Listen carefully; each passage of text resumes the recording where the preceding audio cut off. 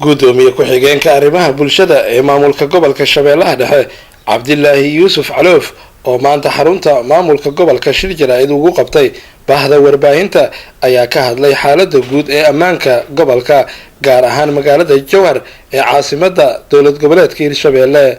sidoo kale waxa uu ka hadlay diyaar garowga caleemasaarka madaxweynaha cusub ee dowlad goboleedka Hirshabeelle Maxamed Cabdi Waare oo dhawaan Jowhar ka dhacayso. arintaas guud ahaan gobolku xaaladiisa caafimaad xoogaa wax badan ayaa ka dhiman in badan ayaa burbur lagu soo jiray arimahaas waa taagan yihiin insha Allah taala waana lagu howlayahay in wax laga qabto hadii Ilaahay baahida ay qabto bulshadu.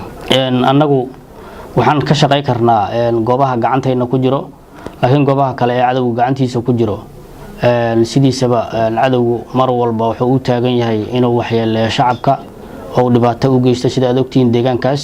arimahaas wax badan ayaan ka qabanay wadooyinku laftoodu dayactir badan waa jiraa kuwa kale horlana waa soo socdaan wax hadda caqabadan insha Allah taala inaan ka gudbi doonaa rajayna Ilaahay.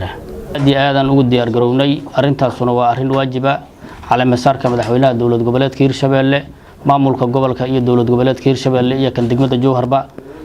arintaas muhiimad gaar ah ayuu leeyahay waana loo diyaar garoobay si aad iyo aad ayaana loo soo dhaweey doonaa hadii Ilaahay. dhanka kale gudoomiye Caloof ayaa reer Jowhar ugu baaqay inay ka shaqeeyaan nadaafadda caasimadda Hirshabeelle maadaama madax fara badan ay Jowhar ku soo wajahan tahay xilliga caleemasaarka. waa sax Ismaaciilow ololaha nadaafadda sidaad ogtahay maalinta Khamiista ayaa loo asteeyay in laga shaqeeyana waa arin laga dhawaajiyay wixii dhimana waa la dhameystiri doonaa xilliga roobaadkii in foodan ugu soo hayane maamulka gobolka iyo ka degmada Jowharba waa iska wareysanayeen marna insha Allah taala tilaab xoog leh in la qaado ayaan rajeynaa hadii Ilaahay. dal walba dadkiisa dhistay inay quruxsadaan deegaankooda ay ayagu wax walaala iyo wixii ay u baahan tahay bilicda magaalada in ay soo celiyaan guryaha frontline-ka ku yaalo ee laamiga ku yaalo dadka iskalena waxaan ugu baaqaynaa inay sida ugu dhaqsiyaha badan ay wixii ka dhiman ay dhameystiraan oo bilicda magaalada ay soo celiyaan oo ay ka qayb qaataan.